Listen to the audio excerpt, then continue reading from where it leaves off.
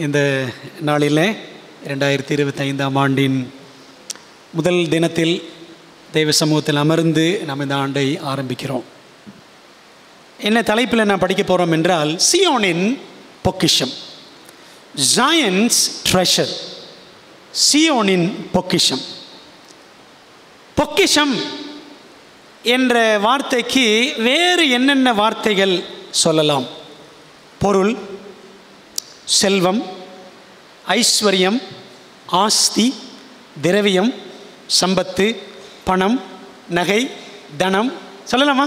இப்படி சொல்லிக்கொண்டே போகலாம். இப்படி ஏராளமான வார்த்தைகள் இருக்கிறது. அதனால தான் சில பழமொழிகள் சொல்லியிருக்கிறாங்க, திரைகடல் ஓடியும் திரவியம் தேடு. திரவியம் என்னது? அதான் துட்டு, சரிங்களா? அந்த வார்த்தையை சேர்த்துக்கங்க.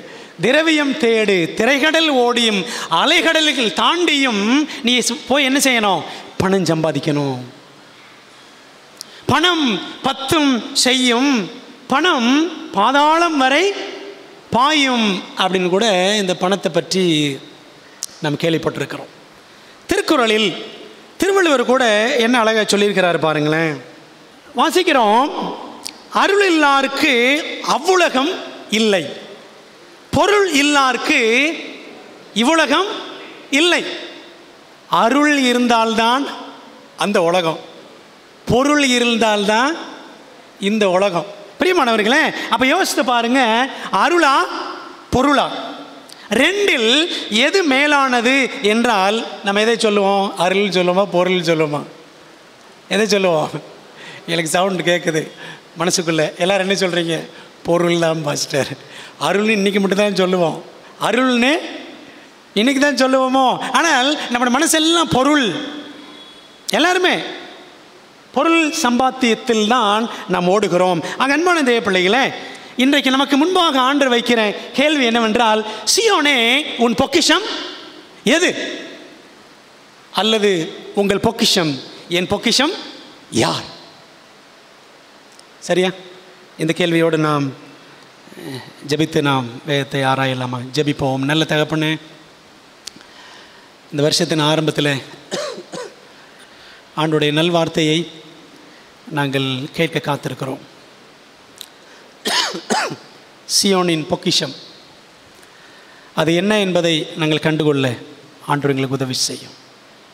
கர்த்தாவே, எங்களுடைய கவலைகள், எங்களுடைய பாரங்கள் எல்லாத்தையும் எங்கள் இருதயத்தை விட்டு அகற்றி ஆண்டவர் உம்முடைய வார்த்தையை எங்களுக்கு நீர் எங்கள் உள்ளத்திலே பதிவு செய்ய வேண்டும் என்று ஜெபிக்கிறோம். கர்த்தாவே, எங்களுக்கு பல அளவில் இருக்கலாம், நாங்கள் அங்கே போகணும் இங்கே போகணுன்னு நிறைய ப்ரோக்ராம் வச்சுருக்கலாம்.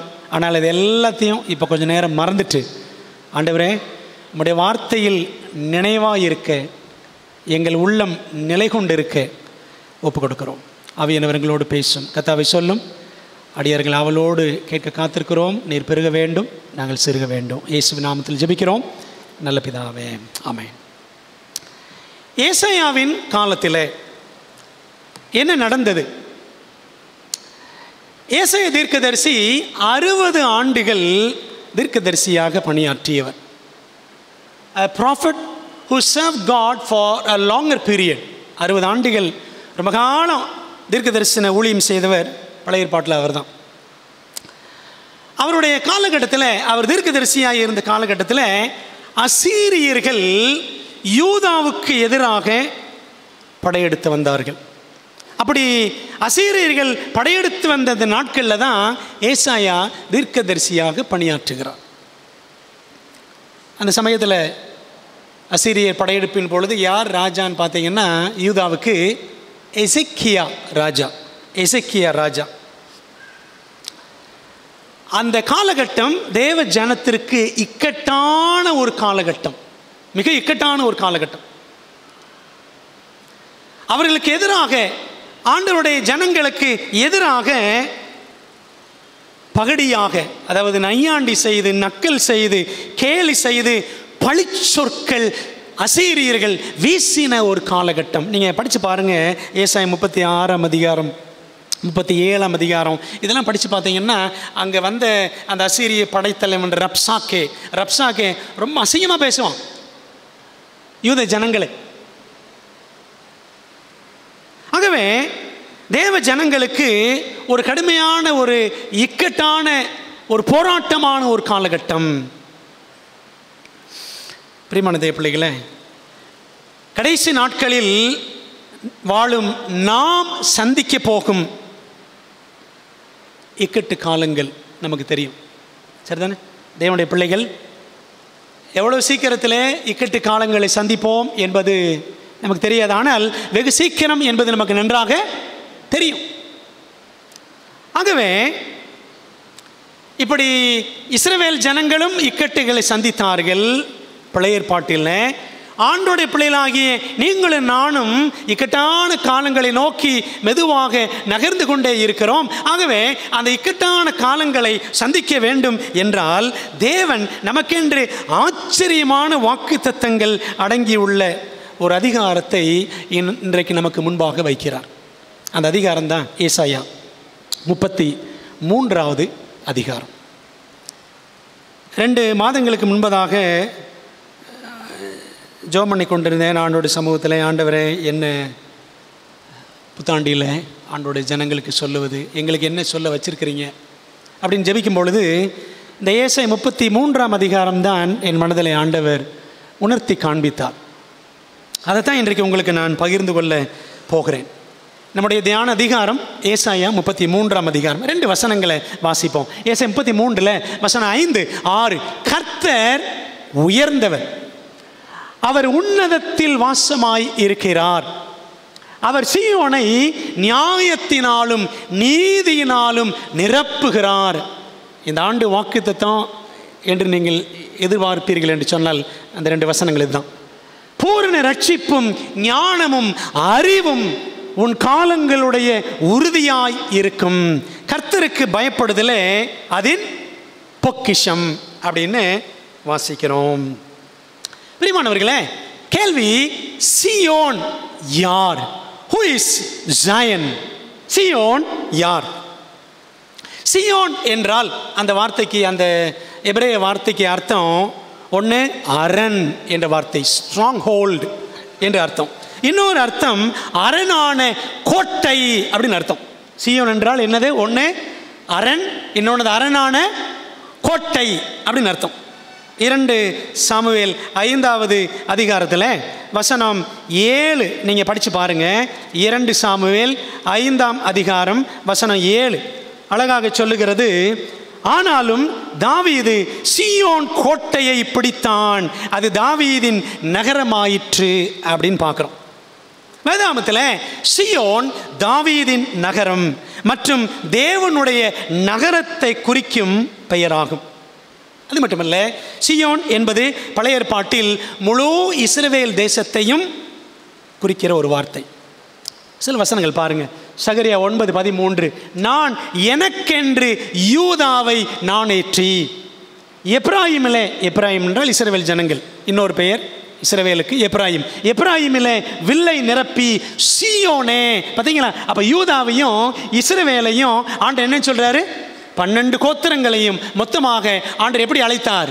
சீயோனே என்றுதான் அழைத்தார். ஏசாயா 60ஆம் அதிகாரம் 14ஆம் வசனத்தில் படிக்கிறோம். உன்னை ஒடுக்கினவர்களின் பிள்ளைகளும் குனிந்து உன்னிடத்தில் வந்து உன்னை அசட்டை பண்ணின யாவரும் உன் காலடியில் பணிந்து உன்னை கர்த்தருடைய நகரம் என்றும் இஸ்ரவேலுடைய பரிசுத்தரின் சீயோன் என்றும் சொல்லுவார்கள். யார் யாரெல்லாம் உனக்கு எதிராக இருந்தாங்களோ அவங்கெல்லாம் உனக்கு முன்பாக பணிவார்களப்பா. யாரெல்லாம் உன்னை எதிர்த்தார்களோ அவர்களெல்லாம் உனக்கு முன்பாக குனிவார்களப்பா ஆண்டு சொல்ற. ஏனென்றால் நீ யார்? இஸ்ரவேலுடைய பரிசுத்தரின் சீயோன். பழைய ஏற்பாட்டில் சீயோன் என்றால் யார்? இஸ்ரவேல் ஜனங்கள். புதிய ஏற்பாட்டில் சீயோன் என்றால் யார்?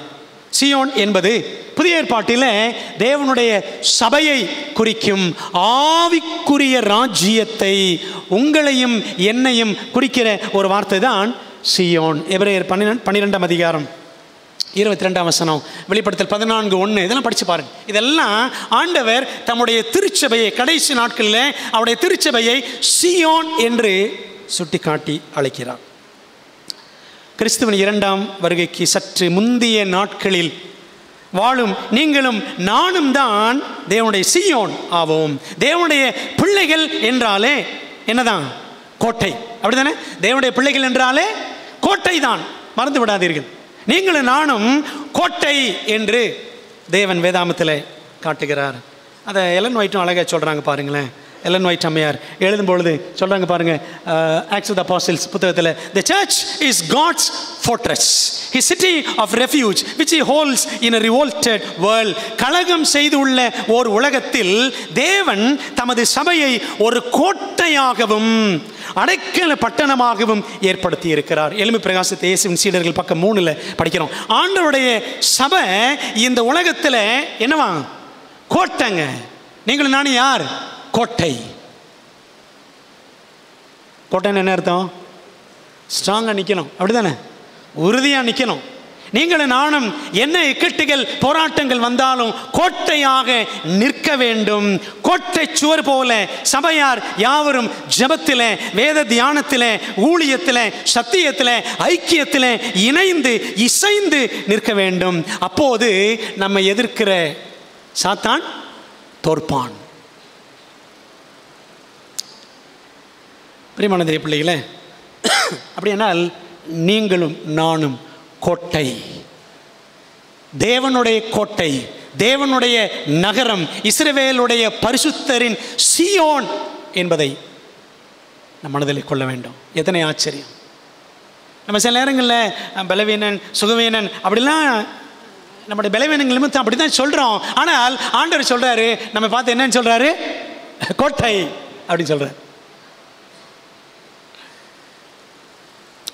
ஆக இஸ்ரவேலுக்கு எதிராக அசீரியா படையெடுத்து வந்து சூழ்ந்திருந்த ஒரு காலகட்டம். சனகரீப் என்ற அசீரிய அரசன் யூதாவை அவன் சூழ்ந்திருந்தான்.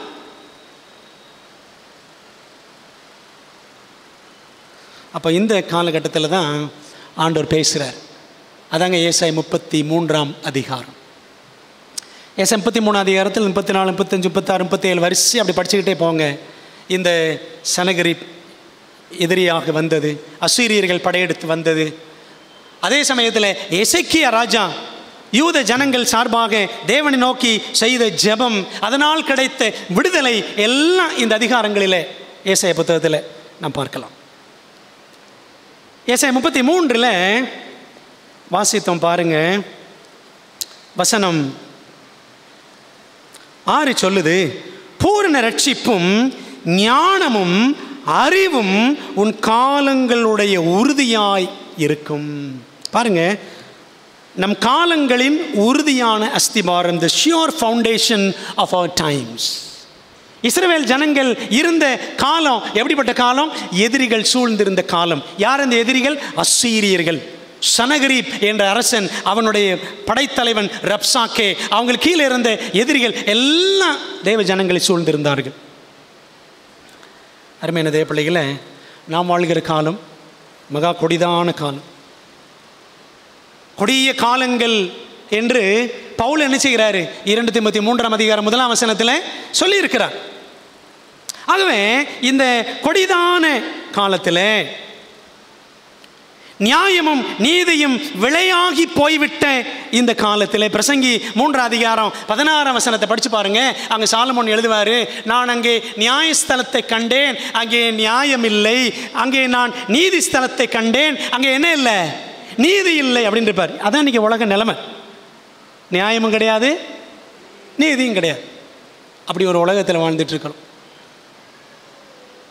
ஆனால் இப்படிப்பட்ட காலகட்டத்தில் ஆண்டவர் என்ன செய்வாரா?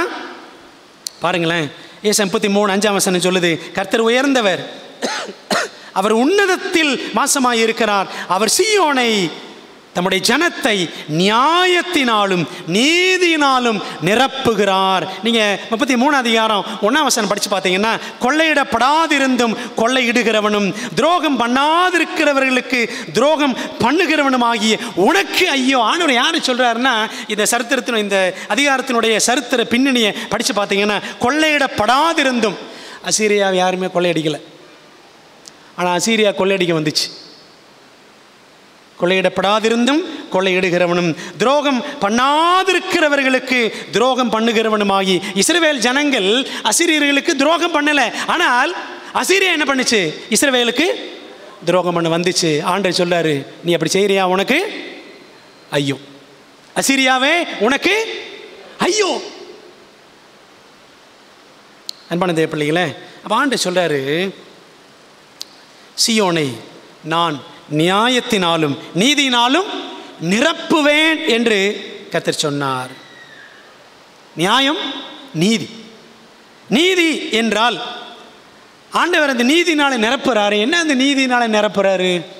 அதே அதிகாரத்தை நீங்கள் படிச்சிங்கன்னா, இன்றைக்கி வீட்டில் போய் இந்த ஏசாயா 33 அதிகாரத்தை கொஞ்சம் உட்காந்து ஒரு தடவை 2 முறை நீங்கள் வாசிங்க, இந்த செய்தியை கேட்டதுக்கப்புறம். அப்போ தான் இன்னும் நல்லா புரியும். நீதினால் நியாயத்தினால் நிரப்புகிறார் தம்முடைய சபையை, சீயோனை அப்படின்னு இருக்கேன். என்ன அர்த்தம்? 15 வசனத்துக்கு வாங்களேன். 15 வசனம், ஏசாயா 33:15. சீயோனில் உள்ள தேவ ஜனங்களின் நடத்தையை ஆண்டவர் அழகாக 6 குறிப்புகளாக பட்டியல் போட்டு காட்டுகிறார். நம்பர் 1, நீதியாய் நடத்தல். நீதி அப்படின்னாலே சரியானதை செய்வது, அதான் நீதி. To walk righteously. 2வது, எப்படி இருக்கணும்? செம்மையானவைகளை பேசுதல். Speak what is right. எது சரியோ அதை மட்டும் பேசுறது. 3வது, இடுக்கண் செய்வதால் வரும் ஆதாயத்தை வெறுத்தல். Reject gain from extortion, oppression or fraud. மற்றவங்களை ஒடுக்கி அல்லது ஏமாற்றி பித்தலாட்டம் பண்ணி பணம் சம்பாதிக்க நினைக்கிறது. 4வது, பரிதானம், லஞ்சம் வாங்காமல் தன் கைகளை உதறுதல். Keep his hands from accepting bribes. சரிங்களா? லஞ்சம் வாங்காமல், கமிஷன் அடிக்காமல், அப்படி ஒரு வாழ்க்கை. சீயோனை தேவன் நியாயத்தினாலும் நீதியினாலும் நிரப்புகிறார். 5வது காரியம் பாருங்களேன், ரத்தம் சிந்துவதற்கான யோசனைகளை கேளாமல் தன் செவியை அடைத்தல். refuse to listen to those who plot murder. அதாவது கொலை பண்ணுறதுக்கெல்லாம் சதி பண்ணுறது கிடையாது. ஒருத்தவங்களை பற்றி குறை பேசுகிறோம் பார்த்தீங்களா, அதே கொலை தான். அடுத்தவங்களை பற்றி குறை பேசுகிறதே, அடுத்தவங்களை பற்றி கதை பேசுகிறதே கொலை தான். சரிங்களா? அதனால் கத்தி எடுத்து குத்துனாதான் அப்படிலாம் நினைக்க வேண்டாம். ஆக தேவன் இப்படிப்பட்ட நியாயமுள்ள நீதியுள்ள ஜனமாக தம்முடைய ஜனத்தை மாற்ற வேண்டும் என்று விரும்புகிறார். 6வது காரியம் பாருங்களேன், பொல்லாப்பை காணாமல் தன் கண்களை மூடுதல். Shut eyes from seeing evil. இந்த 6வது காரியம், இந்த 6வது காரியம் தான் இன்னைக்கு அமோகமாக ஓடிக்கிட்டு இருக்கு. அப்படித்தானே? எல்லாம் பார்த்துக்கிட்டு தானே இருக்கிறோம். பொல்லாப்பை காணாமல் தன் கண்களை மூடுதல். இன்னைக்கு உலகத்தில் எப்படி அட்ராக்ஷனை வச்சுருக்கான் பாருங்களேன். எப்படியெல்லாம் மக்களை கவர் பண்ணலாம். இந்த ஒரு பொருட்காட்சி போட்டிருக்கான், கடல் கண்ணி பொருட்காட்சியான். பேர் என்ன? கடல் கண்ணி பொருட்காட்சி. இதை பார்க்குறதுக்கு கூட்டம் ஓடுது. பொருள் வாங்குதோ இல்லையோ, பிசாசு எப்படிலாம் வேலை செய்கிறான். நம்முடைய கண்கள் வழியாக கவர்ந்து இழுத்து பாவத்தில் விளைவிப்பதற்காக சாத்தான் எல்லா திட்டமும் போட்டுக்கிட்டு இருக்கிறான். நம்ம தெரியாமல் உள்ள தொப்புக்குன்னு விழுந்துடும். சரிதானே?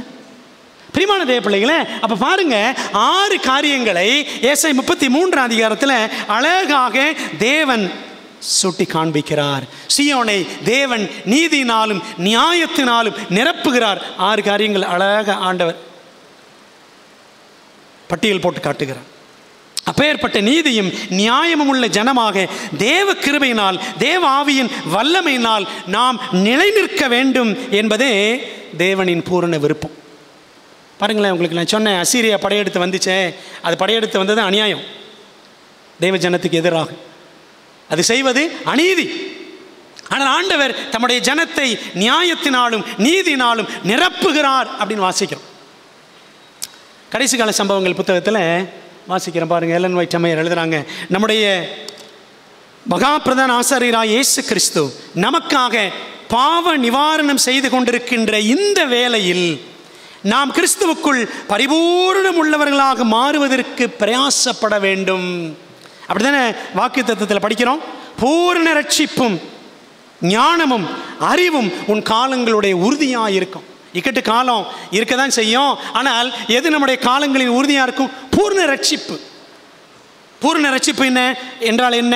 நாம் கிறிஸ்துவுக்குள் பரிபூரணம் உள்ளவர்களாக மாறுவதற்கு பிரயாசப்பட வேண்டும். நம்முடைய இரட்சகரை ஒரு சிறு எண்ணத்தால் கூட சோதனையின் வல்லமைக்கு இணங்கும்படியாக கொண்டு வர சாத்தானால் இயலவில்லை. சாத்தான் ஆண்டவர் இயேசு கிறிஸ்து பூமியில் இருந்தப்போ என்னென்னமோ பண்ணி அவரை பாவத்தில் விளைவிக்கலான்னு பார்த்தான், முடியல. ஆனால் கிறிஸ்து என்ன சொன்னார் பாருங்க, இந்த உலகத்தின் அதிபதி வருகிறான், அவனுக்கு என்னிடத்தில் ஒன்றுமில்லை. யோவான் 14:30 இயேசு கிறிஸ்து சொன்னார். சாத்தான் வெற்றியை அடையத்தக்கதான எந்த ஒரு காரியத்தையும் தேவகுமாரனிடத்தில் காண முடியவில்லை. அதாவது சாத்தான் சொன்னால ஒருத்தரையும் பார்த்து, இவர் இப்படி பண்ணிட்டார்ல, இவர் ஏன் ஆளு ஆண்டவரே, இவர் அப்படி செஞ்சுட்டால, நம்ம அப்படி பண்ணிச்சுல, ஏன் ஆளு அப்படின்னு சாத்தான் சொல்லுவான். அப்படிதான் குற்றம் சுமத்துவான். ஆனால் அப்படி குற்றம் சுமத்துவதற்கு, இயேசுவை குறித்து சொல்லுவதற்கு சாத்தான்ட்ட ஒண்ணுமே இல்லையா. அவர் தமது பிதாவின் கற்பனைகளை கை கொண்டிருந்தார். சாத்தான் தனக்கு சாதகமாக உபயோகிப்பதற்கான எந்த ஒரு பாவமும் அவரிடம் காணப்படவில்லை. இக்கட்டு காலத்தில் நிலைத்து நிற்கப் போகின்றவர்கள் மத்தியிலும் ஒரு சிறு பாவமும் இல்லாத இப்படிப்பட்ட பரிபூர்ண நிலை கண்டிப்பாக காணப்பட வேண்டியதாய் இருக்கிறது. கவனிச்சிங்களா? இக்கட்டு காலத்தை சந்திக்க போகிற பிள்ளைகள் மத்தியில் இதே மாதிரி ஒரு பூர்ண ரட்சிப்பு, அது பூரண குண வளர்ச்சி காணப்படணுமா? ஆண்டவர் இயேசு கிறிஸ்து சொன்னார் பார்த்தீங்களா, அந்த வர்றான், அந்த சாத்தான் வர்றான், அவனுக்கு என்னிடத்தில் ஒன்றுமே கிடையாது அப்படின்னு, அவன் என்னை குற்றம் சுமத்தவே முடியாது அப்படின்னு சொன்னார். பிரியமானவர்களே, அதாங்க பூர்ண ரட்சிப்பு. பூர்ண ரட்சிப்பும் ஞானமும் அறிவும் உன் காலங்களுடைய உறுதியாய் இருக்கும். அன்பான தேவ பிள்ளைகளை, இந்த கடைசி கால சம்பவங்களில் சொல்லப்பட்டிருக்கிற இந்த வாக்கியம் நம்முடைய வாழ்க்கையில் நிறைவேற வேண்டும். இயேசுவை போல, நம்முடைய இரட்சகரை போல மாறுவதுதான் நமக்கு பூரண ரட்சிப்பு. சரிங்களா? அவரை போல கிறிஸ்துவை பிரதிபலிக்க வேண்டும். பிரியமான தேவ பிள்ளைகளே, இந்த வருஷத்தில் வீடு கட்டணும், இந்த வருஷத்தில் கல்யாணம் பண்ணிடணும், இந்த வருஷத்தில் லோன் கிடைச்சிடணும், இந்த வருஷத்தில் என் பிள்ளை வெளிநாட்டுக்கு அனுப்பிடணும் அப்படின்னு நிறைய கனவுகள் வச்சுருக்கிறீங்களா? சந்தோஷம். அந்த கனவுக்கெல்லாம் நான் டப்பா போட்டு மூடலை. சரிங்களா? இந்த கனவுலாம் இருக்கட்டும், வேண்டான்னு சொல்லலை. ஆனால் எது முக்கியம் தெரியுமா? இயேசுவை போல மாறுவதே நமக்கு பூரண ரட்சிப்பு ஆகும். அவரை போல நீதியை விரும்பி அக்கிரமத்தை வெறுத்து, எபிரேயர் 1:9 படிச்சு பாருங்க. அதில் பவுல் எழுதியிருப்பாரு, ஆண்டவர் இயேசு கிறிஸ்து ஏன் ஆனந்த தைலத்தினால் அபிஷேகம் பண்ணப்பட்டார்னா, அவர் நீதியை விரும்பி அக்கிரமத்தை வெறுத்தார். அப்படி வெறுத்தனால தான் உம்முடைய தோழரை பார்க்கிலும் மற்ற சீஷர்களை பார்க்கிலும் இயேசுவானவர் ஆனந்த தைலத்தினால் அபிஷேகம் பண்ணப்பட்டார். சொல்கிறேன் பார்த்தீங்களா, பின்மாறி பின்மாறி பின்மாறின்னு. எப்படி வரும் பின்மாறி? பரிசுத்த ஆவியானவர் நம்மை நிரப்புவாரே, அது எப்படி நடக்கும் அப்படின்னா, இயேசுவை போல் மாறுதல், இயேசுவை போல் வளருதல், அதான் பூர்ண ரட்சிப்பு. அந்த அனுபவத்தில் நாம் வளர வளரத்தான் பின்மாறி நாம் பெற முடியும். பிரியமான தேவ பிள்ளைகளே, நீதியை விரும்பி அக்கிரமத்தை வெறுத்து அவரை பிரதிபலிப்பதே ஞானமும் அறிவும் ஆகும். அப்படி செய்வதால் இக்கட்டு காலங்களில் நமது அஸ்திபாரம் உறுதியாய் இருக்கும். இதே ஏசாயா 33 அதிகாரத்தில் ஒரு அழகான வாக்குத்தத்தம் இருக்கு. என்ன இருக்கு? அவன் அப்பம் அவனுக்கு கொடுக்கப்படும், சொல்லுங்க, அவன் தண்ணீர் அவனுக்கு நிச்சயமாய் கிடைக்கும். பாருங்க, அதை ஏசாயா 33:16 இந்த வாக்குத்தத்தம் இருக்கு. இக்கட்டு காலங்களுக்கான ஒரு அதிகாரம் சொன்ன பார்த்தீங்களா? இந்த அதிகாரம் ஒரு வாசகம் இன்னொன்று வாசிப்போம். கடைசி கால சம்பவங்கள்ல எல்லன் வைட் எழுதுறாங்க, பக்கம் 277. இக்கட்டு காலத்தில் மீதமான தேவ ஜனத்திற்கு வாக்குத்தத்தம் பண்ணப்பட்டிருப்பதெல்லாம் அப்பமும் தண்ணீருமே ஆகும். அவ்வளோதான். இக்கட்டு காலங்களில் ஆண்டவர் அப்போ தண்ணீர் தான் கொடுப்பார். எலியாவுக்கு தேவ தூதனை கொண்டு ஆண்டவர் என்ன கொடுத்தாரு? ஏசபேலுக்கு பயந்து ஓடினார் எலியா. சரிதானே? அப்படி ஓடின பொழுது அந்த வனாந்தரத்தில் சூறைச்செடியின் கீழே படுத்து கிடந்த எலியாவுக்கு தேவதூதன் வந்து விழாவில் தட்டி என்ன கொடுத்தாரு? எப்போ எந்திரிச்சு சாப்பிடுவா பிளாக் ஃபாரஸ்ட் அப்படிலாம் கொடுத்தாரு. என்ன கொடுத்தாரு? அப்பமும் தண்ணீர், அடையும் தண்ணீரும். அதே போல ஆண்டவர் தம்முடைய தேவதூதர்களை கொண்டு தமது பிள்ளைகளை என்ன செய்வாராம்? போஷிப்பார், பாதுகாப்பார். எப்படி ஏசபேல் எலியாவை துரத்தினாலோ அதே போல தேவனுடைய மீதமான சத்தியத்தை பெற்றிருக்கிற தேவ ஜனங்களை ஒடுக்குவதற்கும் எதிர்ப்பதற்கும் அழிப்பதற்கும் நவீன ஏசபேல் ஆயத்தமாய் கொண்டிருக்கிறது. போப்பு மார்க்கம் ஆயத்தமாய் கொண்டிருக்கிறது. இன்றைக்கி தலையெடுத்திருக்கிறாரு புதிய அமெரிக்க ஜனாதிபதி ட்ரம்ப். அவர் பேசுகிற பேச்செல்லாம் கேட்டிங்களா? கேட்குறீங்களா? அதெல்லாம் கேட்குறீங்களா என்ன நடக்குதுன்னு? ரொம்ப வந்ததுலேருந்தே சொல்லிகிட்டு இருக்கிறாரு. என்ன சொல்கிறாரு? கத்தோலிக்கம் தான் ரொம்ப ரொம்ப முக்கியம். அவர் சொல்கிறத நான் கேட்பேன், போப்பு சொல்கிறத அப்படியே நான் கேட்பேன், அந்த அந்த சபையை நான் பயங்கரமாக மதிக்கிறேன் அப்படி இப்படின்னு பேசுகிறார். சரிங்களா? பிரியமான தேவ பிள்ளைகளே, அப்படியானால் நாம் இந்த உலகத்தின் முடிவை நோக்கி மிக துரிதமாக நகர்ந்து கொண்டிருக்கிறோம் என்பதில் மாத்திரம் எந்த சந்தேகம் கிடையாது. அங்கே பிரியமானவர்களே, ஒரு இக்கட்டான காலத்தை நாம் சந்திக்க போகிறோம். நீங்கள் நான் எப்படி இருக்கணும்? சியோன் என்றால் என்ன? சியோன்னா என்ன? கோட்டை. சியோன் என்றால் கோட்டை. கோட்டைக்குள்ளே என்ன இருக்கும்? கோட்டைக்குள்ளே பொக்கிஷம் இருக்கும். கோட்டைக்குள்ளே ராஜா இருப்பாரா? ஆமாம், நம்மளாம் ராஜா தான். சரிங்களா? ராஜாக்கள் ராணிகள், கோட்டைக்குள்ளே ராஜாக்கள் ராணிகள் இருப்பாங்க. கோட்டைக்குள்ளே பொக்கிஷம் இருக்கும். படிக்கலாம், சியோனின் பொக்கிஷம், ஜாயன்ஸ் ட்ரெஷர், சியோனின் பொக்கிஷம். ஏசாயா 33ஆம் அதிகாரம் 6ஆம் வசனத்தில் படிக்கிறோம் பாருங்க. சியோனுடைய பொக்கிஷம் என்ன? கர்த்தருக்கு பயப்படுதலே அதன் பொக்கிஷம். அது எவ்வளவு வெளியேற பெற்றது. நீங்கள் என்னோடு சேர்ந்து பைபிளை திருப்புங்க. இந்த வசனங்கள் நான் ஸ்க்ரீனில் போடலை, பைபிளை நீங்கள் திறக்கின்றதுக்காக. யோபு 28ஆம் அதிகாரம் எடுங்களேன். யோபு 28ஆம் அதிகாரம். இந்த அதிகாரத்தை படிச்சிங்கன்னா ரொம்ப ஆச்சரியமாக இருக்கும். ரொம்ப ஆச்சரியமாக இருக்கும் இந்த அதிகாரம். 28ஆம் அதிகாரம் யோபு 28ல் 12ஆம் வசனத்திலிருந்து அப்படியே பாருங்களேன். 28ல் யோபு 12லேருந்து. ஆனாலும் ஞானம் கண்டெடுக்கப்படுவது எங்கே? புத்தி விளைகிற இடம் எது? அதன் விலை, ஞானத்தின் விலை மனுஷனுக்கு தெரியாது. அது ஜீவனுள்ளோருடைய தேசத்திலே அகப்படுகிறது இல்லை. ஆழமானது கடல் ஆழம், அது என்னிடத்தில் இல்லை என்கிறது. ஐயோ அந்த ஞானமா என்கிட்ட இல்லையே அப்படின்னு கடல் சொல்லுது.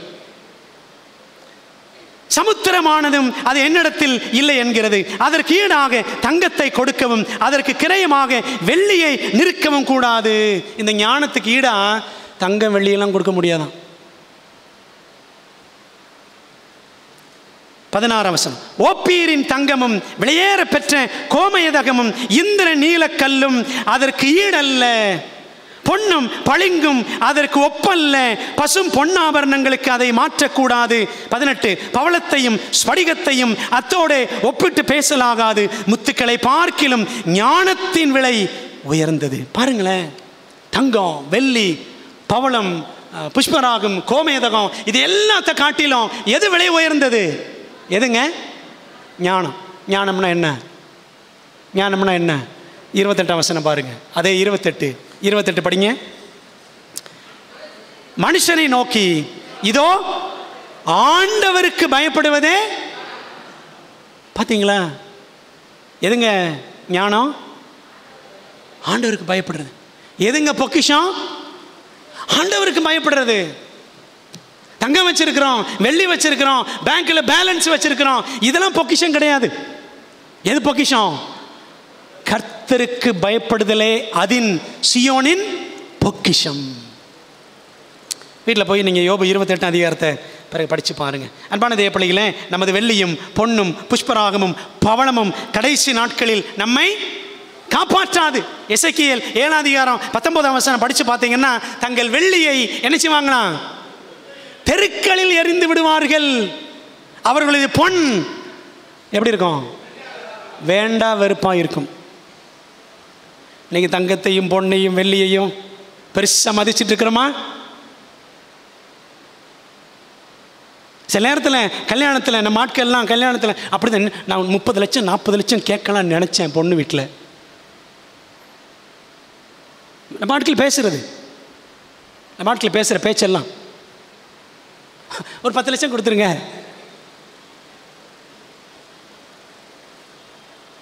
டௌரி வரதட்சணை. மனசு எல்லாம் இந்த மாதிரி பொக்கிஷம் பணத்தில் தான் இருக்கு நமக்கு. ஆனால் வேதம் சொல்லுகிறது, இக்கட்டான நாட்களில் தேவ ஜனங்களுக்கு, இக்கட்டான காலங்களை சந்திக்க போகிற தேவனுடைய பிள்ளைகளுக்கு எது பொக்கிஷம்? ஆண்டவருக்கு பயப்படுறதான் பொக்கிஷம். அன்பான தேவ பிள்ளைகளே, தெய்வ பயம் இப்படி பழைய ஏற்பாட்டில் இப்படி இருக்கா? கர்த்தருக்கு பயப்படுதல் அதன் பொக்கிஷன் இருக்கா? இதுக்கு ஈக்குவலாக புதிய ஏற்பாட்டில் எப்படி இருக்குன்னா, 1 தீமோத்தேயு 6:6 பவுல் சொல்கிறாரு, போதும் என்கிற மனதுடனே கூடிய தேவபக்தியே மிகுந்த ஆதாயம். Godliness with contentment is great gain. பெரிய ஆதாயம் என்னது? போதும் என்கிற மனதுடனே கூடிய தேவபக்தி. போதும், சம்பளம் போதும், இருக்கிறவைகள் போதும், என் கிருபை உனக்கு போதும். இருக்கல வசனம் இதெல்லாம் நான் சொல்றதெல்லாம் வசனம். பிரியமான தேவ பிள்ளைகளே, இந்த தெய்வ பயம், இப்படிப்பட்ட மனநிறைவோடு கூடிய தேவ பக்தி நமக்கு வேணும். இருக்கிறதா? யோசித்து பார்ப்போம். அதாங்க பொக்கிஷம். குடும்பமாக அந்த பொக்கிஷத்தை நாம் பெற்றிருக்கிறோமா? குடும்பமா தேவனுக்கு பயந்து நடக்கிறோமா? கணவன் மனைவி பிள்ளைகள் எல்லாரும் கடவுள் பயந்து நடக்கிறோமா? கர்த்தருக்கு பயப்படுதுன்னா என்ன? அதான் ஞானம், அதான் ஞானத்தின் ஆரம்பம். ஆண்டவருக்கு பயப்படுவதே ஞானம். பூர்ண ரட்சிப்பும் ஞானமும் அறிவும் உன் காலங்களுடைய உறுதியாக இருக்கும். இந்த காலகட்டத்தில் நமக்கு எதுங்க உறுதி, நமக்கு எதுங்க அஸ்திபாரம் அப்படின்னா பூர்ண ரட்சிப்பு, இயேசு போல மாறுவது. ஞானம், ஞானம்னா என்ன? ஆண்டவருக்கு பயப்படுறது, அதான் பொக்கிஷம். நம்ம பிள்ளைகளுக்கு அந்த பொக்கிஷத்தை கொடுக்குறோமா? பிள்ளைகளுக்கு சேர்த்து வைக்கணும். பிள்ளைகளுக்கு வீடு மாஸ்தியும் பிதாக்கள் வைக்கும் சுதந்திரம் அப்படிலாம் இருக்கு, கரெக்டு தான். தெய்வ பயத்தை கொடுக்காம பிள்ளைகளை தேவ பக்தியில் வளர்க்காம சும்மா வெறும் சொத்து சொகம் மட்டும் சேர்த்து வச்சா எல்லாம் குப்பைங்க. உண்மைதானே? எல்லாம் சேர்த்து வைக்கிறீங்க, பிள்ளைங்க சர்ச்சுக்கு வருதா? தவறாமல் ஆலயத்துக்கு வருகிறோமா? ஓய்வு நாளை கடைபிடிக்கிறோமா? கர்த்தருக்கு பயப்படுதுன்னா அதுக்கு இன்னொரு அழகான அர்த்தம் என்ன தெரியுமா? கர்த்தருக்கு பயப்படுவது அப்படின்னா அவருடைய கற்பனைகளை கைக்கொள்றது. தேவனுக்கு பயந்து அவருடைய கற்பனைகளை கைக்கொள். பிரசங்கி 12:13. கர்த்தருக்கு பயப்படுறதுன்னா சும்மா அடிச்சிருவாரு அந்த நடுக்கம் கிடையாது. அவருடைய கற்பனைகளை கடைபிடிக்கணும், அவருடைய ஓய்வு நாளை ஆசரிக்கணும், அவருடைய ஆலயத்துக்கு தவறாமல் வரணும், அவர் கொடுக்க வேண்டியதை கரெக்டாக கொடுக்கணும். சரிங்களா? ஊழியத்தை செய்யணும், சாட்சியாக வாழணும், சமாதானமாக வாழணும், சந்தோஷமான ஒரு ஐக்கியத்தில் நிலைச்சிருக்கணும். நம்ம குடும்பங்கள் அக்கம் பக்கத்தில் அப்படி இருக்கிறோமா? அதாங்க பொக்கிஷம். சீயோனின் பொக்கிஷம் எது? சீயோனின் பொக்கிஷம் எது? தெய்வ பயம். இந்த பொக்கிஷம் இருந்துச்சுன்னு வச்சுக்கங்களேன், இந்த பொக்கிஷத்துக்குள்ள நிறைய பொக்கிஷங்கள் இருக்கு. Treasures of the treasure. பொக்கிஷம் எதுன்னு பார்த்தோம்? கர்த்தருக்கு பயப்படுதல். இது இருந்துச்சுன்னு வச்சுக்கங்களேன், இதுக்கு உள்ளே போனீங்கன்னா இன்னும் நிறைய பொக்கிஷங்கள் இருக்கு. பைபிளை நம்ம அதை ஆராய்ஞ்சு பார்த்தால் நமக்கு தெரியும். தெய்வ ஜனத்துக்கு தெய்வ பயமே பொக்கிஷம் என்றால் அந்த பொக்கிஷத்துக்குள்ளும் ஏராளமான பொக்கிஷங்கள் மறைந்து கிடக்கின்றன, மண்டி கிடக்கின்றன என்பதை பரிசுத்த ஆவியானவர் மறைநூலில் வேதாமத்தில் வெளிச்சம் போட்டு காட்டுகிறார். அதில் 7 காரியங்களை ரொம்ப குயிக்காக நான் சொல்லி முடிக்க போகிறேன். கர்த்தருக்கு பயப்படுதல் என்ற பொக்கிஷம் இருந்தால் முதல் காரியம் பாருங்களேன். முதல் காரியம் என்ன? ஞானம் நமதாக மாறும். ஆண்டவருக்கு பயப்படுவதே ஞானம். ஞானம் நம்முடையதான் மாறும். ஞானம்னா என்னது? ஞானம்னா யாரு? ரெண்டும் சொல்லலாம். ஞானம்னா நமக்கு ஆண்டவர் இந்த உலகத்தில் எப்படி வாழணுன்ற அந்த கிருபைகள் கொடுப்பார், அதான் ஞானம். இன்னொன்று, ஞானம் என்றால் இயேசு தாங்க ஞானம். இயேசுதான் ஞானம். நீங்கள் படித்து பாருங்கள், 1 கொரிந்தியர் 1ஆம் அதிகாரம் 30-31 வசனங்கள் படித்து பார்த்தீங்கன்னா, அவரே நமக்கு ஞானமும் பரிசுத்தமும் நீதியும். அவர் தான் ஞானம், அவர் தான் ஞானம். அப்போது கர்த்தருக்கு பயந்தால் இயேசுவே நம்முடைய பொக்கிஷமாக அவர் மாறி விடுவார். பாருங்கள், வசனம் நிறைய வசனங்கள் படித்தீங்கன்னா, இந்த வசனத்தில் ஃபுல்லாக நான் வாசிக்கலை. ஞானமே முக்கியம், நீதிமொழி 4:7 படிக்கிறோம். ஞானமே நலம், ஞானம் நல்லது, ஞானமே பிரதானம், ஞானமே உத்தமம், அப்படிலாம் வாசிக்கிறோம். கர்த்தருக்கு பயப்படுதல், இந்த ஞானம் இருந்துச்சுன்னா ஆண்டவர் நம்ம என்ன செய்வார்? வெகுவாக ஆசீர்வதிப்பார். ஒரே ஒரு வசனத்தை மட்டும், சங்கீதம் 31:19, இந்த முதல் பாயிண்ட்டுக்கு சங்கீதம் 31:19 பாருங்கள். உமக்கு பயந்தவர்களுக்கும் மனுபுத்திரருக்கு முன்பாக உம்மை நம்புகிறவர்களுக்கும் நீர் உண்டு பண்ணி வைத்திருக்கிற உம்முடைய நன்மை எவ்வளவு பெரிதாக இருக்கிறது. அன்பான தேவ பிள்ளைகளை, ஆண்டவருக்கு பயந்து நடக்கிற பிள்ளைகளுக்கு ஆண்டவர் உண்டாக்கி வைத்திருக்கிற நன்மை எவ்வளோ பெரிய நன்மை, எவ்வளோ பெரிய நன்மை சொல்லவே முடியாது. இதாங்க பொக்கிஷத்துக்குள்ளே இருக்கிற முதல் பொக்கிஷம். ஞானம் நம்முடையதாக மாறும். இயேசு நமக்குரியவர், நமக்குரியவராக அவர் விளங்குவார். ரெண்டாவது, இந்த பொக்கிஷம் தெய்வ பயம் நம்மகிட்ட இருந்துச்சுன்னா என்ன நடக்கும் பாருங்களேன்? தீமையை விட்டு விலகலாம். நீதிமொழிகள் 16:6 நான் வாசிக்கிறேன். நீதிமொழிகள் 16ஆம் அதிகாரம் 6ஆம் வசனம், அழகான வசனம். கர்த்தருக்கு பயப்படுகிறதினால் மனுஷர் தீமையை விட்டு விலகுவார்கள். தீமை செய்ய மாட்டாங்க, தீமையை யோசிக்க கூட மாட்டாங்க. கர்த்தருக்கு பயப்படுற பிள்ளை தீமையை பேச மாட்டாங்க, தீமையை பார்க்க மாட்டாங்க. ஒருவேளை நம்ம தீமையை பார்த்துக்கிட்டு இருக்கிறோம், தீமையை ஒரு அசுத்தத்தை ரசிச்சுக்கிட்டு இருக்கிறோன்னு வச்சுக்கோங்களேன், கர்த்தருக்கு பயப்படுற பயம் நம்மகிட்ட கிடையவே கிடையாதுன்னு அர்த்தம். அப்போ சர்ச்சுக்கு வர்றது போகிறதெல்லாம் எல்லாம் சும்மா அவ்வளோதான். புரியுதா உங்களுக்கு? சர்ச்சுக்கு வர்றதுனால போகிறதுனால எல்லாரும் பரிசுத்தவான்கள் கிடையாது. சரிங்களா? உள்ளான அர்ப்பணிப்பு நாம் தேவனுக்கென்று நாம் அர்ப்பணித்திருக்க வேண்டும். அதான் முக்கியம். பிரசங்கம் பண்ணுறதுனால பெரிய பரிசுத்தவான் கிடையாது நான். சரிதானே? பேசுறது ஈஸி, வாழ்கிறது கடினம். அன்பான தேவ பிள்ளைகளே, கர்த்தருக்கு பயப்படுகிறதுனால் மனுஷர் தீமையை விட்டு விலகுவார்கள். இதை ஒரு பெரிய பொக்கிஷங்க. கர்த்தருக்கு பயந்தால் இது அடுத்த பொக்கிஷம். எங்களை தீமை என்று ரட்சியம் என்று ஜெபிப்பது மட்டுமல்ல, தீமையை வெறுக்கவும். நீதிமொழிகள் 8ஆம் அதிகாரம் 13 வாசிக்கிறோம். தீமையை வெறுப்பதே கர்த்தருக்கு பயப்படும் பயம். கர்த்தருக்கு பயப்படுதல் என்னது? தீமையை வெறுத்தல். தீமை வெறுக்கிறோமா? தீமை வெறுக்கிறோமா? நன்மை வெறுக்கிறோமா? யோசித்து பாருங்க. நேற்று நைட்டு என்கிட்ட ஒரு ஐயா ஒருத்தர் பேசிக்கிட்டு இருந்தார், ராஜமாணிக்கம் ஐயா. எரேமியா தீர்க்கதரிசி எவ்வளோ பிரசங்கம் பண்ணார் மனுஷன்.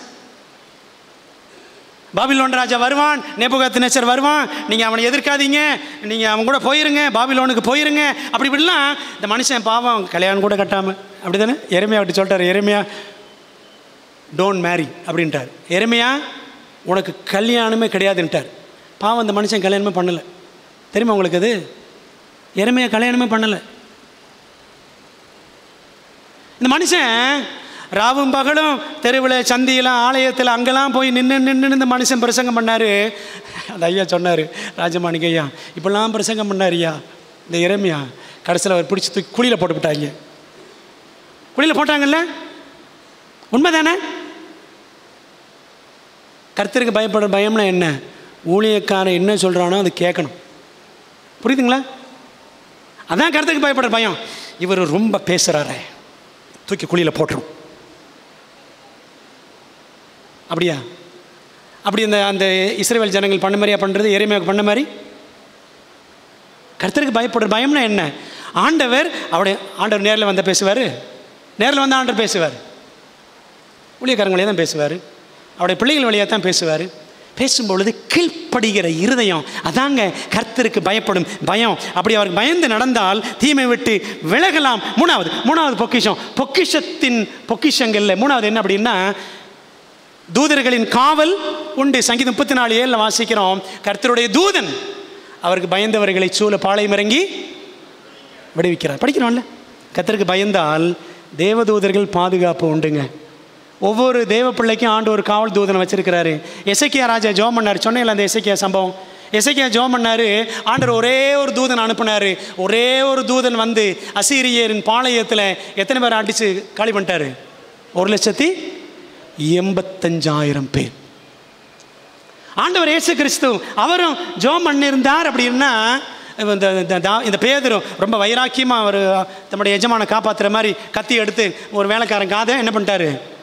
வலது காதை வெட்டிட்டாப்புல. ஆண்டவர் சொன்னார், பேதுருவே பட்டயத்தை உள்ளே போடு, என் பிதாவினிடத்தில் நான் வேண்டிக் கொண்டால் ஆண்டு நினைச்சுவார் 12 லேகியோனுக்கு அதிகமான தூதர்களை அனுப்ப மாட்டார் என்று நினைக்கிறாயா? மத்தேயு 26:53 இருக்குங்க.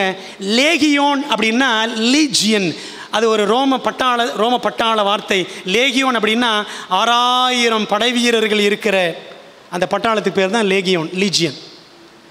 12 × 6000 கணக்கு போடுங்க, எத்தனை ஆயிரம் தூதர்கள்? 72,000 தூதர்கள். பேதுருவே நான் என் பிதாவிட்ட வேண்டிக்கிட்டேன்னா 72,000 தூதர்களை அனுப்பிடுவார். நீ ஒரு கத்தியை வச்சு என்னை காப்பாற்றலான்னு நினைக்கிறியா? அப்படிதான் கேட்டார். உண்மைதானே பிரியமான தேவ பிள்ளைகளே?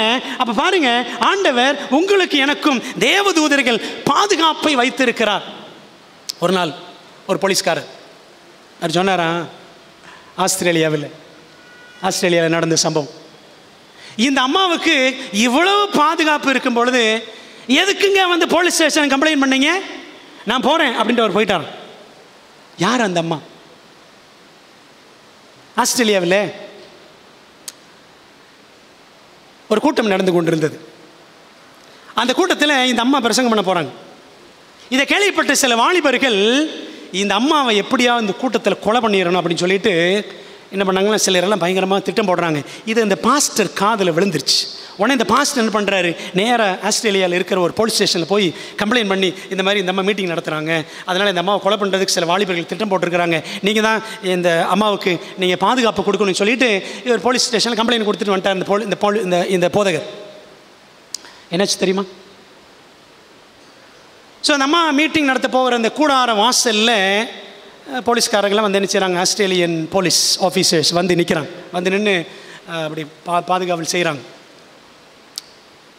அப்படி மாலை மயங்குகிற நேரம் இந்த போலீஸ்கார் ஒரு ஓரத்தில் நின்று அப்படியே பார்த்துக்கிட்டே இருக்கிறாரு. திடீர்னு பார்த்தீங்கன்னா அந்த இடத்துல பயங்கரமான பிரகாசம், பயங்கரமான ஒரு வெளிச்சம்.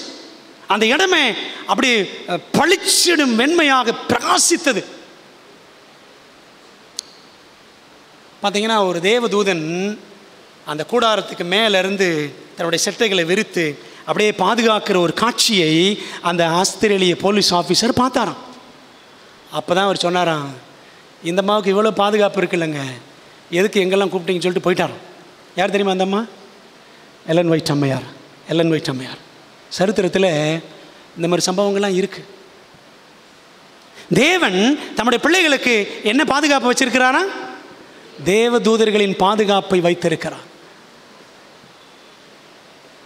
இதாங்க நமக்கு ஆண்டு கொடுத்திருக்க பெரிய ஆசீர்வாதம். He would sooner, Elon white சொல்லியிருக்காங்க பாருங்களேன், He would sooner send every angels out of heaven to protect His people than leave one soul that trusts in Him to be overcome by Satan. தம்மை நம்பக்கூடிய ஆத்துமாக்களை சாத்தானுடைய கட்டுக்குள் ஒரு ஆத்துமா கூட விட்டுவிடாதபடிக்கு ஆண்டு நினைச்சு வரான். தேவைப்பட்டால் எல்லா தூதர்களையுமே பரலோகத்திலிருந்து அனுப்பிவிட தேவன் ஆயத்தமாய் இருக்கிறார் அப்படின்னு எழுதுறாங்க கெரிக் கான்ட்ரோவர்சி பக்கம் 560. ஒரு ஆத்மாவை கூட ஆண்டவர் விட்டுவிட மாட்டார். தேவதூதர்கள் எல்லாம் அனுப்பி பாதுகாப்பார். கர்த்தருக்கு பயப்படணுங்க. அவருக்கு பயந்து அவருடைய கற்பனையில் வழியில் நடக்கிற பிள்ளைகளுக்கு அந்த பொக்கிஷத்தை யார் காத்துக் கொள்கிறார்களோ அவங்களுக்கு கிடைக்கிற 3வது பொக்கிஷம் தான் தூதர்களின் பாதுகாப்பு. நாலாவது குறைவேதும் இராது. அவருக்கு பயந்தவர்களுக்கு குறைவில்லை. சங்கீதம் 34:9-10 வாசிக்கும் வசனத்தில் பிற்பாடு நீங்கள் படிச்சு பாருங்க. மன்னா எப்படி அனுப்பினார்? வசனம் சொல்லுது, பூரணமாய் அனுப்பினார். சங்கீதம் 78:25. நீங்கள் பாருங்களேன், இந்த மன்னாவை பற்றி யாத்திரை 16:4 படிக்கிறோம். வருஷிக்க பண்ணுவேன் இருக்கும். வருஷிக்க பண்ணுவேன். பைபிளில் இருக்க இந்த வார்த்தைகள்லாம் நம்ம ரொம்ப லைட்டாக எடுத்துக்கிற கூடாது. சமஸ்கிருதத்திலையும் இந்தியிலையும் சரி, வர்ஷா, வர்ஷான்னா மழைன்னு அர்த்தம். வருஷிக்க பண்ணுவேன்னு என்ன அர்த்தம்? மண்ணா மழை மாதிரி கொட்டும்னு அர்த்தம். கொட்டுச்சா கொட்டலையா? கொட்டுச்சு. மண்ணா மழை போல பெய்தது 40 வருஷங்கள். உண்மைதானே? பிரியமான தேவ பிள்ளைகளே, ஆண்டவர் பாருங்களேன், முழுமையாய் அவருக்கு பயப்படாதவர்களுக்கே, அந்த இஸ்ரவேல் ஜனங்களுக்கே 40 வருஷம் நன்மை செய்தார் என்றால், உண்மையிலே அவருக்கு பயந்து நடந்தால், உண்மைதானே, உண்மையிலே அவருக்கு பயந்து நடந்தால், அந்த அறகுறை இஸ்ரவேல் ஜனங்களுக்கே ஆண்டவர் 40 வருஷம் மன்னா பொழிந்தாரு. நம்ம அறகுறையா? அறகுறையிலும் அறகுறை. நம்ம அப்படித்தானே? நம்ம கீழ்ப்படிதல் சொல்லிக்கிற மாதிரி இல்லை. தேவனுக்கு பயப்படுதல் எப்படி இருக்கு அவருக்கு தான் தெரியும். நான் வாழக்கூடிய கிறிஸ்தவ வாழ்க்கை எந்த அழகில் இருக்கு அவருக்கு முன்னாடி இருக்கிற ரெக்கார்டில் தான் தெரியும். உண்மைதானே? பிரியமான தேவ பிள்ளைகளை யோசித்து பாருங்க. 5, இந்த பொக்கிஷம், கர்த்தருக்கு பயப்படுதல் என்ற பொக்கிஷம் நம்மிடத்தில் இருக்கும் என்றால், அதுக்குள்ளே இருக்கிற பொக்கிஷம் என்ன தெரியுமா? 5வது காரியம், நீடித்த வாழ்வு நம்முடையதாக மாறும். நீடித்த வாழ்வு. நீதிமொழிகள் 14:27 பாருங்களேன். கர்த்தருக்கு பயப்படுதல் ஜீவ ஊற்று, அதனால் மரண கண்ணிகளுக்கு தப்பலாம். முற்பிதாக்கள் 1000 ஆண்டுகள் வரை வாழ்ந்தார்கள். உண்மைதானே? ஆனால் இந்த காலத்தில் 80 வருஷம் வாழ்ந்தாலே 1000 வருஷம் வாழ்ந்ததுக்கு சமம். அப்படி தானே? 80 வருஷம் வரைக்கும் போனாலே பெரிய பெரிய ஆச்சரியங்க. விளங்குதா? நிறைய பேர் வீட்டுக்கு விசிட்டிங்லாம் போகும்பொழுது நிறைய பேர் சொல்லுவாங்க, ஐயோ பாஸ்டர், ஐயோ 80 வேண்டாம், சீக்கிரம் போயிடணும் அப்படின்னு நிறைய பேர் சொல்லுவாங்க. அன்பானவர்களே, அப்போ ஆண்டவர் பாருங்க, இம்மையில் நீடித்த வாழ்வு, மறுமையில் நித்திய வாழ்வு. இது யாருக்கு? கர்த்தருக்கு பயப்படுறவங்களுக்கு. 6வது, வேகமாக சொல்லி 6வது, திட நம்பிக்கை உண்டு. 14:26 பாருங்களேன். கர்த்தருக்கு பயப்படுகிறவனுக்கு திட நம்பிக்கை உண்டு. திட நம்பிக்கை. நம்முடைய நம்பிக்கை என்ன? என்னப்பா செத்தா சுண்ணாம்பு, அவ்வளோதான். இதான் நம்ம நம்பிக்கை? இதுவா நம்முடைய நம்பிக்கை? உலகம் அழியும், இது உண்மை. ஆனால் அதையும் தாண்டி நமக்கு இருக்கிற நம்பிக்கை என்ன? உலகம் அழிய போகுதுன்ற மாதிரி தான் வாழ்க்கை வாழ்ந்துட்டு இருக்கிறோமா? இந்த உலகம் அழியாதுன்ற மாதிரி வாழ்ந்துட்டு இருக்கிறோமா? யோசித்து பார்ப்போம். திட நம்பிக்கை. தேவன் நமக்கு திடமான நம்பிக்கை கொடுத்திருக்கிறார். நீதிமான் தன் மரணத்தில் நம்பிக்கை உள்ளவன். ஆக பிரியமானவர்களே, மரணம் வருமோ வராதோ நமக்கு தெரியாது. போன வருஷம் கரெக்டாக 31 நைட்டு பத்மாமா வீட்டுக்காரர் இறந்தார். நேற்று நைட்டு பாருங்கள், பாவம் அந்த ஆனஸ்டுடைய அத்தை இறந்துட்டாங்க. அன்பான தேவ பிள்ளைகளை, என்ன நேரிட்டாலும் நம்முடைய பொக்கிஷத்தை நம்ம இழந்து விடவே கூடாது. 7வது, கடைசியாக, கர்த்தருக்கு பயப்படுகிறவர்களுக்கு கிடைக்கிற பொக்கிஷம் என்ன தெரியுமா? அந்த பொக்கிஷத்துக்குள் பொக்கிஷம் என்ன அப்படின்னா, நீதிமொழிகள் 14:26 பிற்பகுதியில் படிக்கிறோம். அவன் பிள்ளைகளுக்கும் அடைக்கலம் கிடைக்கும். நாமும் நம் பிள்ளைகளும் தேவ பயத்தோடு வாழ வேண்டும். அதாங்க முதல் தூது சொல்லுது, தேவனுக்கு பயந்து அவரை மகிமைப்படுத்துங்க. தேவனுக்கு பயந்து நடக்கும் பொழுது ஆண்டு நிச்சயவார் அவருடைய பிள்ளைகள் எல்லாருக்கும் அடைக்கலமாக இருந்து தேவன் பாதுகாப்பார். பாருங்க, எசேக்கியா கண்ணீரோடு ஜெபம் பண்ணான். ரப்சாக்கே வந்து அந்த அசீரிய படைத்தலைவன் இஸ்ரவேல் ஜனங்களை அசிங்கமாக பேசினான். பைபிளில் இருக்க அந்த வசனங்கள்லாம் கேவலமாக பேசினான். ஆனால் அப்படி நிந்தித்தவர்களுக்கு முன்பாக தேவன் தம்முடைய ஜனத்தை வெட்கப்பட்டு போக விடவே இல்லை. ஏன்னா பைபிள் சொல்லுது, என் ஜனங்கள் ஒருபோதும் வெட்கப்பட்டு போவதில்லை. யோவேல் 2ஆம் அதிகாரத்தில் அந்த வசனம் 2 தடவை இருக்கு. 26-27 2ஆம் அதிகாரம் 26-27 2 தடவை இருக்கு. என் ஜனங்கள் ஒருபோதும். ஆண்டவர் வெட்கப்பட்டு போக விடவே மாட்டார். கர்த்தருக்கு பயப்படுற பிள்ளைகளை தேவன் அவங்க முகத்தில் கறி பூசுகிற அளவுக்கு தேவன் விடவே மாட்டார். நம்ம தலையில் துண்டை போடுற அளவுக்கு ஆண்டவர் விடவே மாட்டார். ஆனால் என்ன செய்யணும்? பொக்கிஷத்தை பத்திரமா காத்துக்கொள்ளணும். சீயோனின் பொக்கிஷம் எது? கர்த்தருக்கு பயப்படுதல். ஏன் ஆண்டவர் நமக்கு இதை உணர்த்துறார் அப்படின்னா, அன்பான தேவ பிள்ளைகளை, இன்றைக்கி நான் பார்க்கிறேன் ஒரு ஊழியக்காரனாக ஆஸ் அ ஹோல், நம்ம சர்ச் சொல்லலை, முழு மிஷனில் சொல்கிறேன், இன்றைக்கி தெய்வ பயம் குறைஞ்சிக்கிட்டு போகுது. தெய்வ பயம் இன்னைக்கு இல்லை. ஓய்வு நாள் ஆசரிப்புலாம் ஒழுக்கமே கிடையாது. ஓய்வு நாள் ஆசரிப்பு ஒழுக்கமே கிடையாது. சரிங்களா?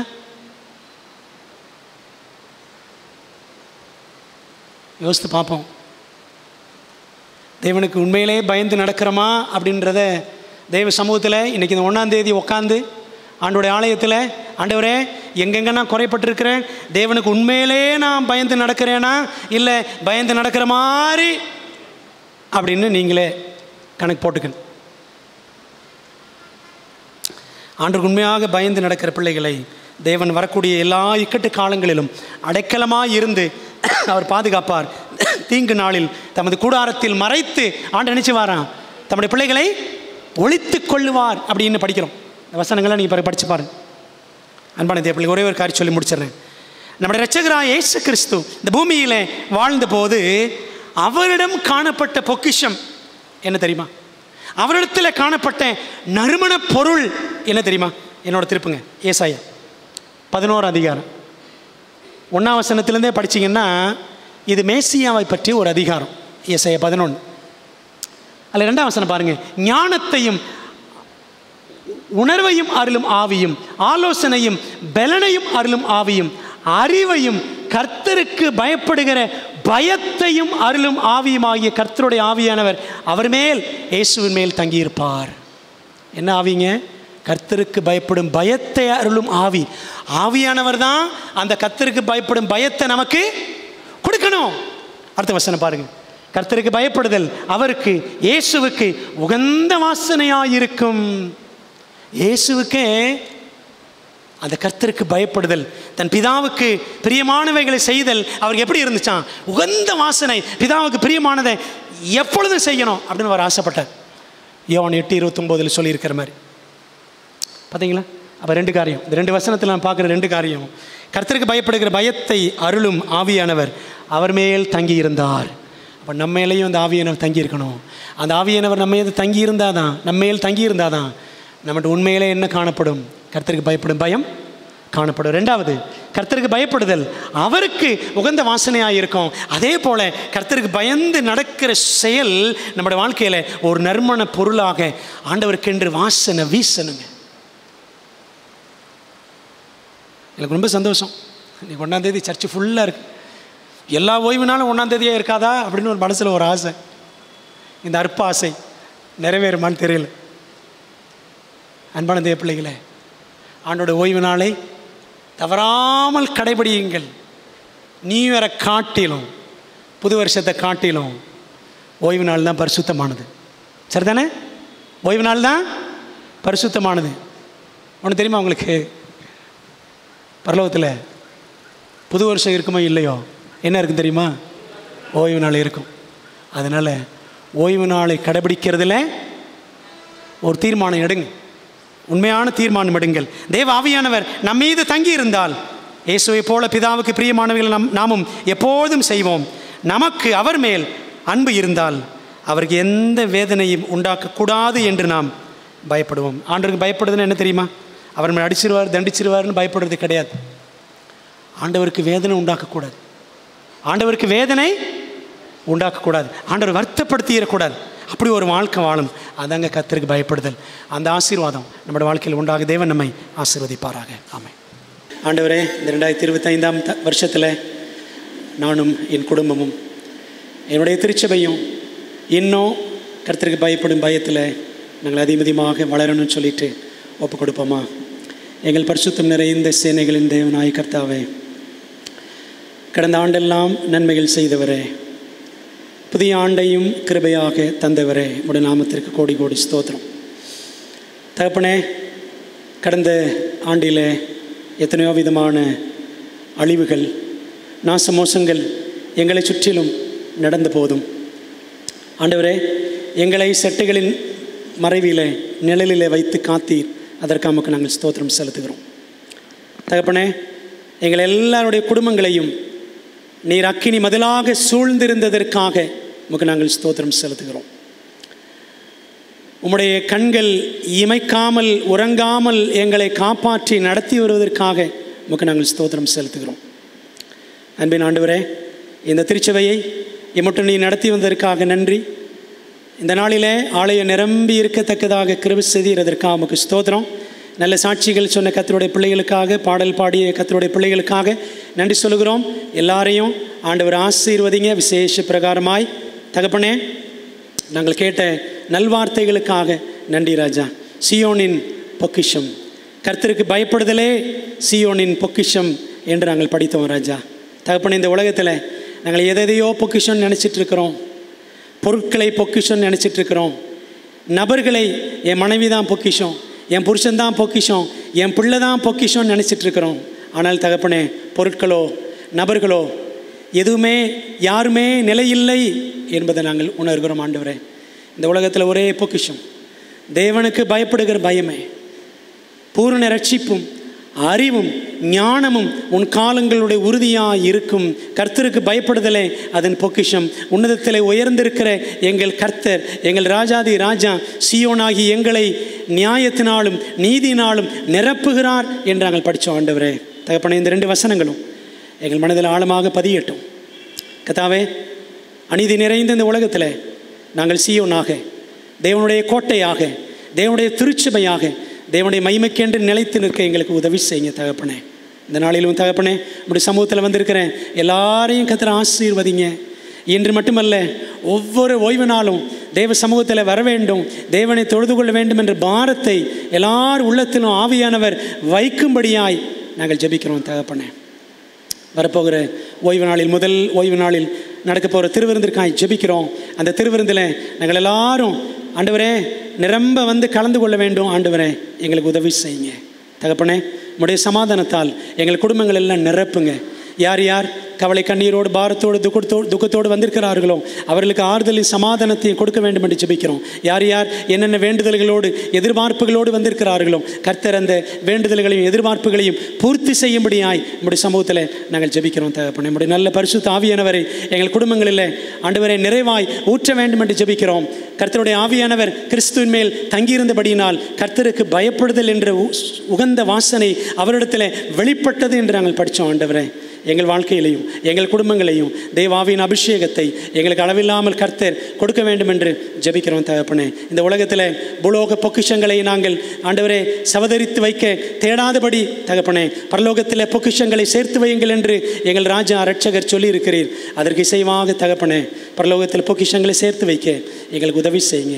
எங்கள் ஜெபத்தை ஏற்றுக்கொள்ளும். நாங்கள் அன்புள்ளவர்களாக, சமாதானம் உள்ளவர்களாக, ஐக்கியம் உள்ளவர்களாக, சாட்சி உள்ளவர்களாக, ஊழியம் செய்கிறவர்களாக, ஜெபிக்கிறவர்களாக, வேதத்தை தியானிக்கிறவர்களாக, ஓய்வு நாளை உண்மையாய் கடைபிடிக்கிறவர்களாக, ஆண்டவரே தசமபாகம் உண்மையாய் கொடுக்கிறவர்களாக தகப்பனே, பரிசுத்த நாளை பரிசுத்தருக்கென்று பரிசுத்தமாய் ஆசரிக்கிற பரிசுத்த சந்ததியாக நாங்கள் மாறத்தக்கதாக எங்களுக்கு உதவி செய்ய வேண்டும் என்று ஜெபிக்கிறோம். எங்கள் ஜெபத்தை ஏற்றுக்கொள்ளும் தகப்பனே. இந்த ஆராதனை ஆசீர்வாதத்திற்காக நன்றி கர்த்தாவே. நாங்கள் உம்முடைய ஆலயத்தில் இருந்து கற்றுக்கொண்ட பாடங்களை எங்கள் மனதில் ஆவியானவர் எழுதுங்க. அப்படியே கீழ்ப்படிய பலத்தை கொடுங்க தகப்பனே. எப்பொழுதும் நாங்கள் பிரிந்து சென்று ஐக்கிய ஆகாரத்தில் பங்கு பெறப் போகிறோம். ஆகாரத்தை ஆசீர்வதியும். எல்லாம் சமாதானமாய் சந்தோஷமாய் நடந்தேற கர்த்தர் உதவி செய்யுங்க. யாருக்கு எந்த விதத்திலும் எந்த ஒரு வருத்தமோ குறையோ எதுவும் இல்லாதபடி எல்லாம் ஆண்டவரே சம்பூர்ண ஆசீர்வாதத்தோடு கடந்து செல்ல ஆண்டவர் எங்களுக்கு அனுகிரகம் செய்யும்படி இயேசுவின் நாமத்தில் ஜெபிக்கிறோம் நல்ல பிதாவே, ஆமென். என் ஆத்துமாவே கர்த்தரை ஸ்தோத்திரி, என் முழு உளமையோட பரிசுத்த நாமத்தை ஸ்தோத்திரி. என் ஆத்துமாவே கர்த்தரை ஸ்தோத்திரி, அவர் செய்த சகல உபகாரங்களையும் மறவாதே, ஆமென். நம்முடைய கர்த்தராக இருக்கிற இயேசு கிறிஸ்துவின் கிருபையும் பிதாவாகிய தேவனுடைய அன்பும் ஆவியானவரின் ஐக்கியமும் ஆசீர்வாதமும் தேவதூதர்களின் பாதுகாப்பு வழி நடத்தலும் புத்தாண்டில் 2025ஆம் ஆண்டில் பிரவேசித்திருக்கிற கர்த்தருடைய பிள்ளைகள் எல்லாரோடும் இன்றும் என்றும் சதா காலங்களிலும் தங்கியிருப்பதாக. ஆமென்.